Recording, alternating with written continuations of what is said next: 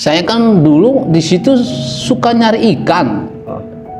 Kalau nyari ikan itu habis sholat isya, terus saya bebenah peralatan, jala dan lain sebagainya. Nah, itu saya di situ ngopi dulu, jam 9 baru turun. Persiapan lah, ngopi-ngopi dulu, bawa rokok sebungkus ya. Kalau di situ identik harus pakai baju yang berwarna hitam. Ada di situ siluman-siluman yang namanya siluman gabus. Di situ siluman gabus. Kita jala satu tempat gini ya nih, kecil, tapi begitu nebar dapat, nebar dapat. Kalau mending kalau dapatnya satu, kadang-kadang 3, kadang-kadang 5. Surupan nggak bisa ditambahin. Waktu itu saya udah nggak di situ, udah pindah dari tempat itu. Saya udah pindah. Yang ngobatin orang Surabaya. Bukannya sembuh, nambah sakit itu bocah. Akhirnya dibawa ke rumah sakit, meninggal.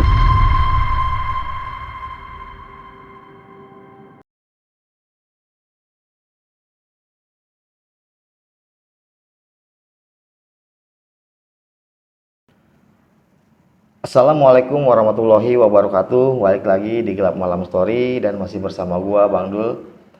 Nah, pada segmen horor kali ini lagi gua telah kedatangan salah satu narasumber yang bisa dikatakan guru spiritual. Dan beliau ini banyak banget kisah-kisah perjalanan mistis, segudang cerita tentang kejadian-kejadian horor. Langsung aja kita perkenalan dengan narasumbernya. Assalamualaikum Kilawang. Waalaikumsalam warahmatullahi wabarakatuh. Sehat Ki? Alhamdulillah, khair. Nah, pada kisah horor kali ini nih Ki, yang mau dibawakan tentang kejadian apa nih Ki?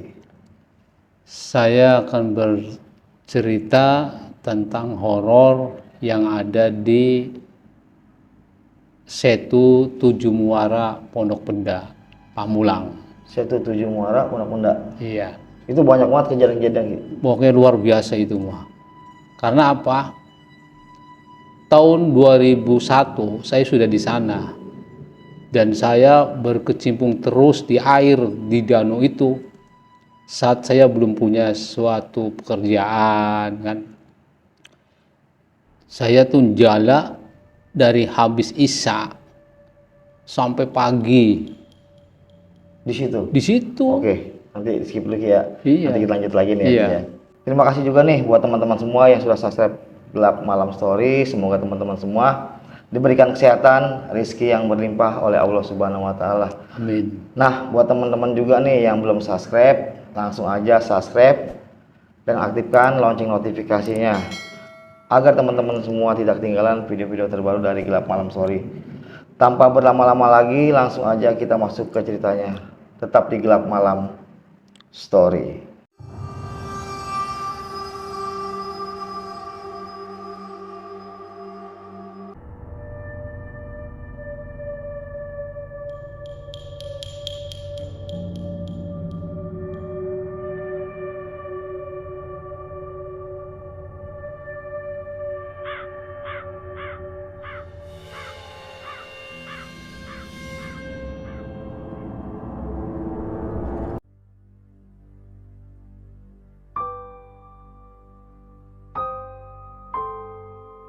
Oke, Kilawang nih, bisa diceritakan nih kronologi awalnya seperti apa tuh tentang perjalanan Kilawang di Setu Tujuh Muara? Baik. Saat itu malam.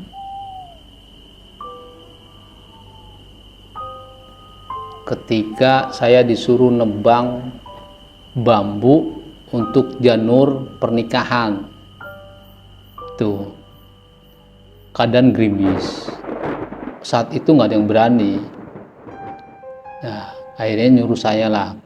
Karena kenapa nyuruh saya? Karena posisinya dia tahu diri saya sedikit ada kelebihan dah. Kebisaan. Akhirnya saya ke bawah dan saya juga ditemenin sih, akhirnya ditemenin 2 orang.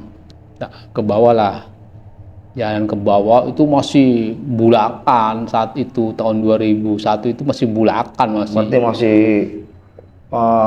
masih bala lagi Ya ya? iya, Masih banyak pohon masih ya? banyak pohon di samping-samping pohon bambu pun, masih bala lah pokoknya. Beda sama sekarang udah Sekarang rame. udah maju. Nah, ketika itu saya suruh nebang.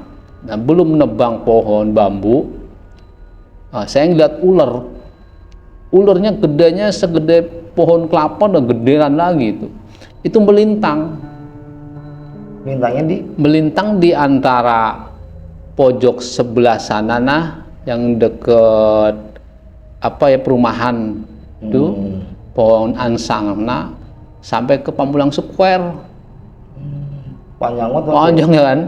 Nah, di situ saya kaget, jumplak kan gitu. Masya Allah, saya itu berdua lihat, yang temen si Udin tuh ngeliat sama si Ipul tuh ngeliat ular, saya unjukin tuh dia pada lari. Kalau saya mah tetap penasaran, bener ular nggak bener. Tapi itu benar-benar ular nyata apa ular goib tuh? Kalau menurut saya itu ular goib, nggak ada namanya ular nyata di situ gedenya seperti itu, nggak ada. Itu ular goib, melintang panjang kan luar biasa antara Pamulang Square sampai ke pohon angsana di situ.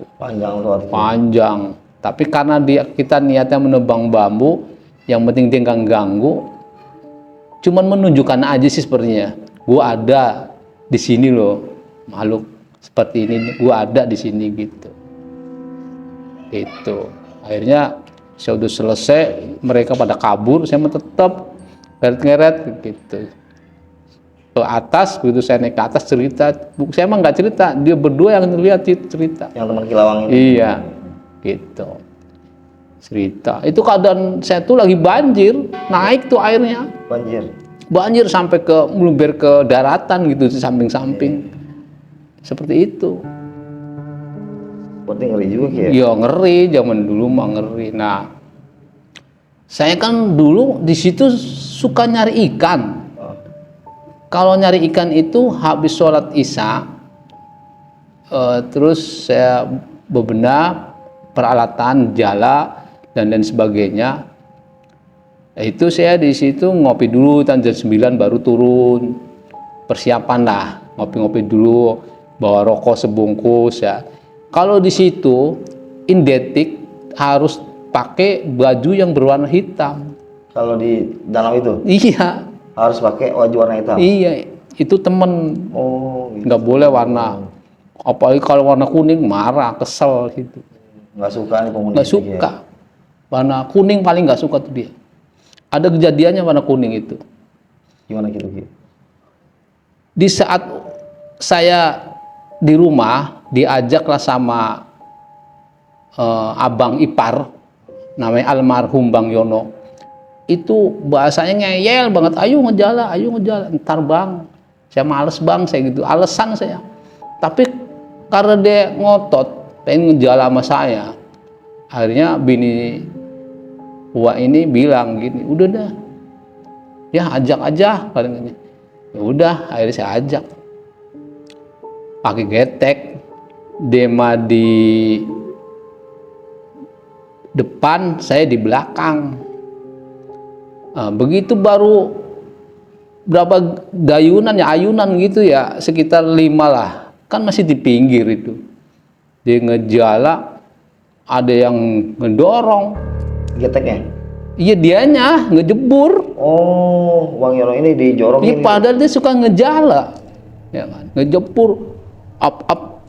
Saya kalau panik, dia mati. Karena saya nggak panik, saya diemin aja gitu loh. Itu kalau boleh tahu malam kejadiannya? Iya, dia ngerembet begitu, akhirnya ngerembet ngejala, ngerembet getek itu kena.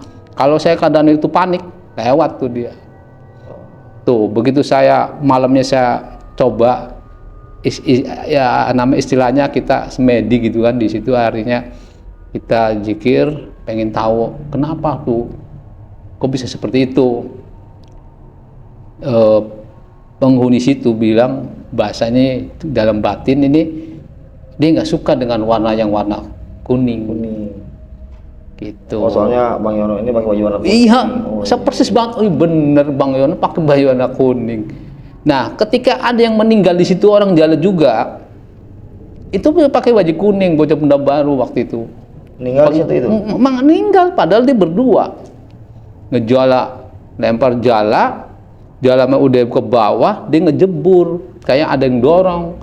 Kata dia tuh, ngejebur. Kata temennya, ngejebur. Nah, ada setengah jam lah itu. Kagak Nggak naik ke permukaan. nggak naik permukaan. Ya dipakai gala, orang nyampe tuh gala ke bawah. Kita nyelam nih, kagak nyampe ke dasar. Kan heran, padahal nggak begitu dalam. Tapi Kilawang pernah nggak nyoba nyebur gitu? Ya pernah, saya pernah. Tapi nggak terlalu dalam banget. Nggak terlalu dalam, paling lumpurnya ya segini kan gitu. Tapi nggak terlalu dalam. Tapi ketika ada musibah itu, begitu kita si Sobri itu yang nyelam cerita, pakai gala nggak, maksudnya jalannya disungkil gitu kan, pakai gala yang panjang, ya orang kena. Selemin begitu nyelam si Sobri nggak kena, kayaknya nggak bisa nyampe dasar. Gitu terus tuh herannya seperti itu.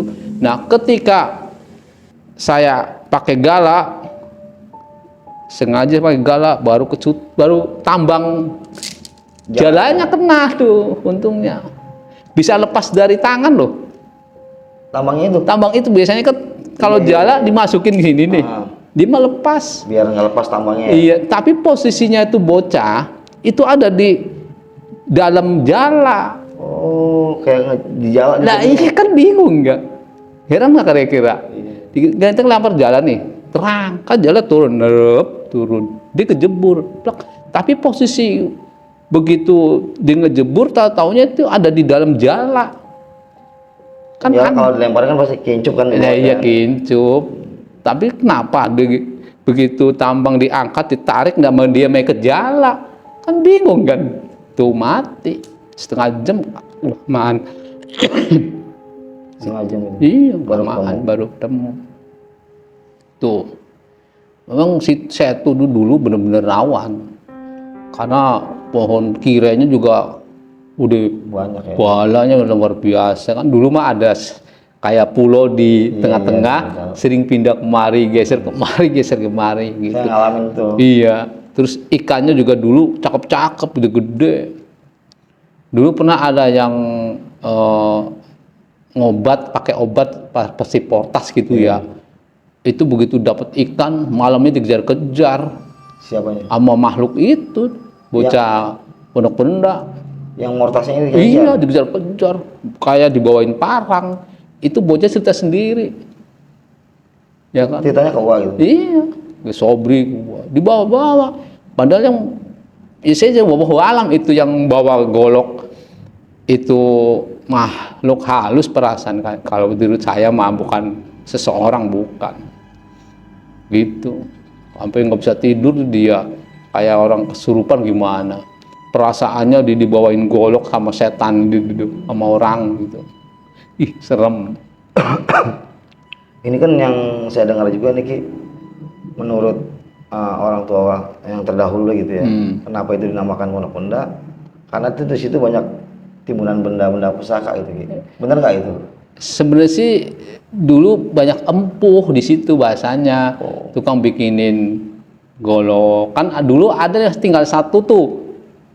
Tukang bikinin golok di Pondok Benda. Iya. Masih ada apa sekarang? Udah nggak ada. Udah nggak ada ya. Itu dulu banyak yang orang bikin golok. Bikin benda-benda buat golok lah, seperti apa aja dah gitu. Namanya dinamain bukan itu ada pusaka, bukan sebenarnya. Oh gitu. Iya, jadi salah resepsi kaprah gitu. Nah, dulu saya pernah dapat golok segini kecil, goloknya warna kuning. Nah, ketika saya dapat pusaka itu di Setu, benar-benar di Setu, itu malam diimpiin Sama penghuni tersebut. sama ular diimpiin, saya jangan dibunuh, bahasanya seperti itu. Oh, ular itu gue jangan dibunuh. Iya. Berarti di hodam hodam di golok itu, nah ular tersebut. Itu itu benar-benar ngimpi saya jangan dibunuh. Ketika saya ada pasien saat itu ada golok itu. Pasiennya kan pasien nggak benar nih ceritanya, dia kerja di tukang potong rambut, perempuan ya, salon seperti itu. Tapi dia nyambi jualan gitu kan. Plus ya. Iya. Itu malamnya saya dicekek sama ular itu, cekek bener-bener. Saya ngeliat sesosok makhluk itu kayak kulit itu kelupas itu, lengket itu semua, cekek saya, Masya Allah. Jadi nggak mau ngobatin orang yang seperti itu. Lampu sampai mati sendiri, begitu tap mati. Berarti kayak dia nggak ikhlas gitu. Iya, saya dapat tamu seperti itu dulu. Bener-bener demi Allah demi Rasul, dicekek saya. Karena dapat tamu seperti itu, lampu juga mati, mati. Itu dicekeknya melalui mimpi apa nyata gitu? Ya nyata, saya lagi begini, dicekek. Berarti udah wujud itu. Wujud, bener-bener kayak kulit kekelet, Iya. daging doang, tapi lengket gitu loh. Berarti ini berasa juga. Berasa lendir gitu. Itu lampu sampai mati sendiri waktu itu. Saya kan heran. Itu gara-garanya terima tamu seperti itu dulu. Itu golok itu. Sekarang goloknya dulu dipinjem sama orang muncul. Ya, itu buat salah jalan tuh dia. Goloknya sekarang nggak kembali. Wah. Jadi dulu dia bicara begini sama saya, Ki, tolong pinjem pusaka dong, biar saya pinjem duit langsung dapat gitu kan. Akhirnya saya pinjemin tuh golok itu, dapat mulu, pinjem duit 30 juta. Dulu zaman 30 juta gede banget. Oh, berarti disalahgunakan. Disalahgunakan. Itu di mata kepala saya sendiri, pinjem duit sama bos angkot saat itu, langsung cash dikasih. Berapa kali minjemin duit itu pakai gaman itu, kayaknya dapat mulu. Sampai saya waktu itu dikasih motor, ada perjanjian waktu itu sama dia. Ntar saya kasih motor baru, Suprapit, zaman Suprapit baru itu, pada silver. Saya ditelepon, bener gitu. Iya, tuh gaman yang golok ya. Terus pusaka yang keris, nggak ada sarungnya, nggak ada gagangnya, satu itu cuman buat jahat bahasanya ini. Itu di satu itu juga? Iya, dapat satu. Itu di tengah-tengah. Itu gimana ceritanya? Dapat keris itu saya lagi ngejala. Itu ya emang lagi ngejala malam. Terus ada kayak model kayak kok ada sinar gitu kan gitu. Begitu saya turun, ngambil, keris segini panjang ini, hitam banget, legem. Tapi dia kalau dari atas tuh, dari permukaan air tuh percaya. Tapi begitu diangkat, itu hitamnya legem. Serem. Itu kayak saya energinya bukan energi baik buat buat nakal lah. Bisa dikatakan buat santet tuh bisa. Terus saya nggak nerima surat keris tersebut. Saya kasih ke ponakan nih, suruh buang waktu itu kerisnya. Kejadian apa lagi nih selain itu? Kalau waktu saya nyari ikan, mau hujan tengah malam, saya tetap nyari ikan.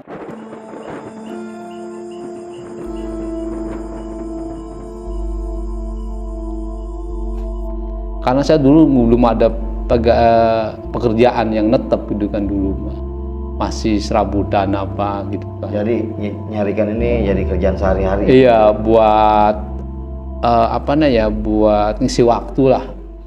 Daripada malam bengang-bengong gitu kan. Ada teman punya jala, itu jala bukan jala uap, bukan, pinjam sama Bang Sobri gitu kan. Nyari ikan itu ada di situ siluman yang namanya siluman gabus. Di situ. Situ siluman gabus.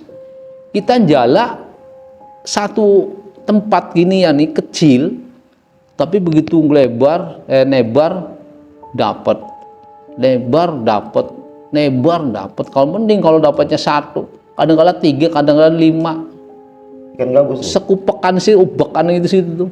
Ikan apa nih? Ikan mujair. Mujair. Tapi ketika saya waktu itu terakhir kita udah bahasa dia mah udah gue kasih, jangan banyak-banyak. Nah, ngejalan dapatnya si ikan gabus tersebut segini nih, bentuk segini kecil. Cuman matanya agak picek gitu. Matanya budak satu. Saya ngelihat dia mah ke jalan nggak berontak nggak apa, diem. Biasa kalau gabus berontak. Iya, dia diem, diangkat. Waduh, ini kalau saya pribadi sudah tahu, wah ini si Oles nih, panggilnya si Oles. Namanya si Oles tuh, gabus itu. Wah si Oles ini mah, saya lihat, oh iya bener si Oles, matanya picek sebelah. Kalau dapat gabus itu, jangan sampai kita ngejala terus. Kenapa Ki? Bisa digulung sama dia, habis kita mati bisa. Itu menandakan kalau gue udah ke jala, lu pulang. Bahasa seperti itu. Peringatan lah ya. Iya, saya mau coba karena apa ya sih, teman saya itu yang Bang Sobri sama Bang Kunyun itu pernah cerita, Ustad, kalau ente ngejala terus dapat si Oles, itu pasti kamu ngejala lagi nggak bakalan dapet. Gitu. Saya membuktikan apa iya sih kan begitu. Ternyata begitu saya habis dapat si Oles, saya ngejala lagi, ya bener. Nggak dapet sama sekali, satu pun nggak dapet. Berarti udah peringatan gitu. Dari peringatan si gabus ini ya. Iya. Bang? Jadi saya ngejala lagi, ya karena cerita dari si Sobri dan si Kunyun itu seperti itu. Penasaran. Ini banyak kan nih setelah kejadian dari si gabus siluman itu tentang mistis kayak siluman apa lagi di situ yang gua alamin itu? Si merah ya, si merah itu jenis jin yang sering nakal di situ, yang sering iseng sama di situ. Kenapa? Dia penguasa di situ. Di situ tujuh Muara. Iya, penguasa. Dia bentuknya apa tuh Ki?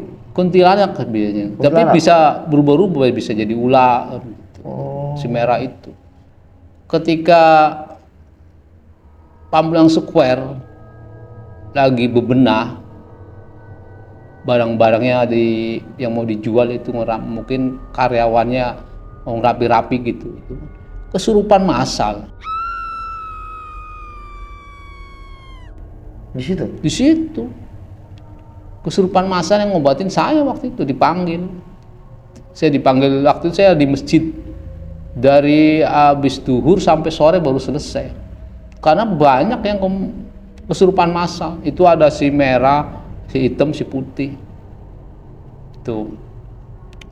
Waktu itu saya nanya kenapa kok bisa pasukannya masuk ke karyawan, nyuruh gituan, ada kesurupan. Dia alasannya saya terganggu karena rame, ya kan. Pokoknya terganggu lah, berisik dan lain sebagainya. Bising nih. Dia nggak mau ada bangunan di situ karena tempatnya dia, gitu. Kan pernah kejadian di situ. Karyawan itu buang air bekas dia ngepel, sembarangan buang di belakang. Itu kan ada semacam kobakan kecil ya, seperti empang di pinggir. Itu rumahnya dia. Ya kan, banyak ular-ular di situ. Maksudnya ular-ularnya nggak kelihatan mata gitu. Goib lah ya. Goib.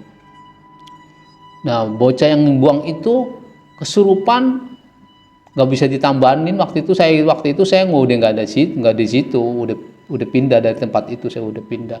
Yang ngobatin orang Surabaya. bukannya sembuh, nambah sakit itu bocah. Akhirnya dibawa ke rumah sakit meninggal. Seharusnya ngobatan itu kita komunikasi dulu. Komunikasi sama penghuni. Kenapa sebabnya bocah sampai buang air ini aja ya bisa sakit, bisa kesurupan. Salahnya apa? Menurut saya yang lihat dengan batin, dengan saya komunikasi, awal mulanya dia disiram, memang disiram. Oh begitu. Lu bahasanya nggak suka disiram air kotoran seperti Karena itu. si bocah yang OB ini mungkin nggak tahu kali ya. Sebenarnya sih nggak, ada iya, makhluk di situ ya. ada banyak makhluk. Kadang-kadang kan makhluk jin itu kagak nerima kalau kita sembarangan nyiram, ya kan. Seharusnya yang ngobatin itu harus komunikasi dulu. Jangan barang ngobatin aja ya kan. Terus kalau dia nggak terima, kita bisa tawar menawar kan. Sekarang minta maaf, terus apa syaratnya biar nih bocah sehat, kan harus begitu, ya kan. Kalau syaratnya udah dikasih, biasanya sehat seperti itu. Biasanya kan syaratnya udah karena saya kena kotoran dia, saya mau dibersihin. Dengan cara apa bersihnya? Apa dengan cara wewangian dan lain sebagainya bisa, apa dengan sesajen kan bisa. Biar udah sembuh lagi nih. Iya. Ya. Oh jadi si orang Surabaya ini mungkin belum paham. Belum paham. Ya. Sampai dibawa ke rumah sakit akhirnya meninggal. Iya. Meninggal itu udah makan korban. Masalah kejadian itu aja ya. Sepele padahal ya kan. Sebenarnya sepele. Cuman belum paham cara mengobatinya. Mungkin seperti itu. Banyak kejadian di situ. Dulu belakang square itu kayak daratan, sebenarnya daratan tapi ketutup rumput-rumput. Padahal mah air. Dulu zaman dulu cerita dari orang dulu di situ itu si Eno sama anaknya. Makanya ada sebutan kekuasaan Eno di situ tuh, Pamulang Square. Itu si Eno ini kalau bisa digambarkan seperti apa tuh Ki? Perempuan. Kadang-kadang menyerupai. Jadi manusia, benar-benar manusia. Waktu itu mau nyebrang, nyusulin lakinya di seberang sana. Padahal itu danau, tapi diserupai dengan daratan sama makhluk tersebut. Akhirnya kejebur tuh, jeblos, meninggal anak sama ibunya. Nah kalau di belakang square ya, kalau di pintu air beda lagi, namanya Umpi Karim.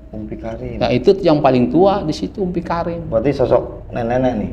Kalau Umpi biasanya kan Umpi Karim kan laki-laki. Oh iya. Gitu. Itu paling tua. Saya nih kalau komunikasi sama dia yang nggak boleh pakai baju kuning ya sama dia. Di situ harus pakai baju hitam ya sama dia disuruhnya. Berarti dijelasin semua tuh kronologi. Dijelasin semua. Kenapa dia meninggal? Dijelasin. Di situ nggak suka sama yang pakai baju kuning, kaos kuning, pokoknya apa? Seperti itu. Memang saya sudah membuktikan abang ipar aja. Ya kan, ngayal-ngayal pengen ngejala. Saya inget banget pakai baju kuning, selilitnya biru, sampai dilempar, kedorong begitu ngejebur. Kalau kita panik mau udah meninggal itu abang ipar. Suatu tanda itu ya. Tanda. Nah yang mati di saat itu bocah ngejala, bocah Benda Baru. Di waktu itu itu pakai baju kuning, saya komunikasi.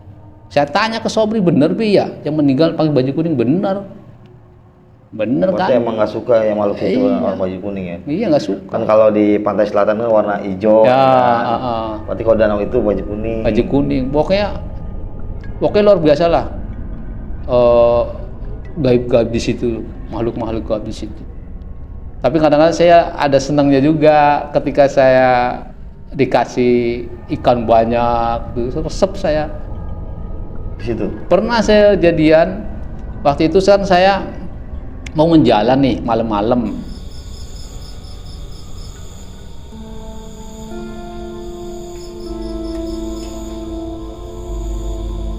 Jam 10 saya berangkat, sampai tengah dipanggil karena getek itu getek punya Pak Haji Konin.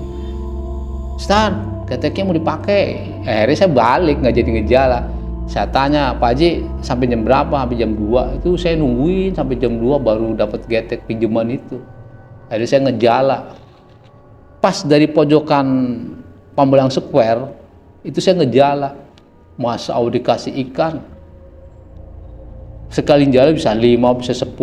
Sampai kita gemeteran. Padahal kita udah biasa, tapi gemeteran. Teringat. Takut ada apa-apa nih. Firasat ya. Firasat, udah firasat.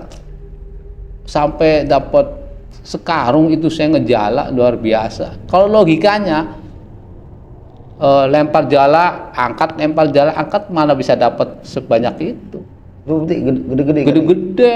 Sampai saya akhirnya saya keingetan, wah ntar kenapa apa kalau kita ngerakus mah terus baik. Penasaran ya. Iya.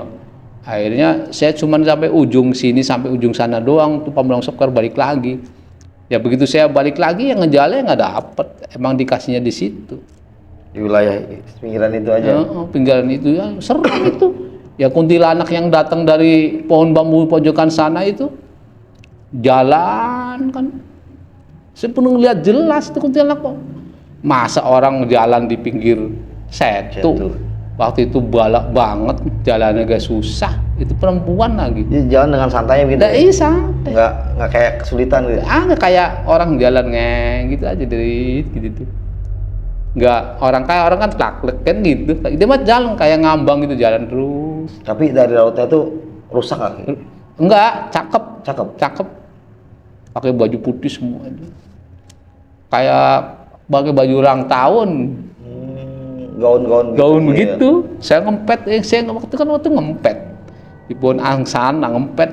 Pohon angsana kan ke bawah banget, kayak mau nyentuh permukaan air. Iya, air saya ngempet, ditegesin bener.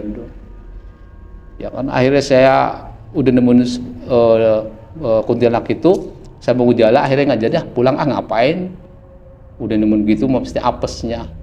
Akhirnya saya balik lagi, tapi saya di hati tuh bertanya, apa iya ya? Kalau habis nemuin itu apes, saya ngejala lagi arah pulang, nyangkut dari habis subuh, sebelum subuh lah, ada lagi ajan dia, sampai jam 9 siang baru kena itu jala, saking susahnya itu jalan nyangkut. Apes lagi ya? Apes. Itu Kilawang belum nyebur ke dasar nyebur. Ya Allah. Padahal kan kagak dalam daerah situ mah. Yang pas ular malang begitu kan di situ. Padahal kagak dalam, cuma lumpurnya luar biasa. Tapi logikanya apa? Bener-bener nyangkutnya susah banget. Buat tengah kali nih ya? Iya, sampai saya capek. Tuh, pokoknya Setu 7 Muara itu tahun-tahun itu benar-benar luar biasa. Luar biasa. Seremnya, ya kan. Dapat gaman kan saya 2 waktu itu. Yang satu bagus, yang satu membuat bangsanya santet. Berarti dapat 2 benda, satu buat kebaikan, satu buat keburukan. Iya. Pokoknya wilayah Setu 7 Muara itu penghuninya masing-masing. Di sini beda, di sana beda. Berkelompok. Di sini di sini Empuy Karim. Tapi kalau namanya si Merah itu leluasa dia, keliling bisa. Oh bebas dia. Emang bahasanya bisa dekatan rakyat. Iya. Gitu ya? Nih, kalau boleh nih, wejangan apa nih buat pemirsa nih kalau yang di sekitar situ nih? Kalau menurut saya atau ini nasihat lah, kalau yang suka main di setu, ngejala, mancing, jangan sampai pakai baju yang warna kuning. Itu nggak seneng, bener-bener nggak seneng. Artinya kejadian itu nyata di situ kena. Udah 2 kali ya? Iya, udah 2 kali saya. Gitu. Udah 2 kali. Yang disenengin dia itu baju hitam. Ketika ngejala malam tuh pakai hijab. Baju hitam. Mau siang mau malam baju hitam. Dan kalau malam nggak boleh bawa lampu senter tuh nggak boleh. Nggak boleh, nggak ada penerangan sama sekali? Nggak boleh. Pokoknya nggak boleh pakai lampu lah. Oke. Seperti itu. Terima kasih nih buat Kilawang sudah berbagi cerita di channel Gelap Malam Story. Banyak kisah juga nih yang dari Kilawang nih yang belum terungkap lagi ya. Iya. Karena Kilawang ini bisa dikatakan guru spiritual yang sering berkelana ya kalau bahasa orang sini sih ngarung itu lagi ya. Iya. Mungkin di lain waktu dan kesempatan kita akan berbincang-bincang lagi. Mungkin itu aja obrolan kita pada malam hari ini. Gua akhirin. Wassalamualaikum warahmatullahi wabarakatuh. Waalaikumsalam warahmatullahi wabarakatuh.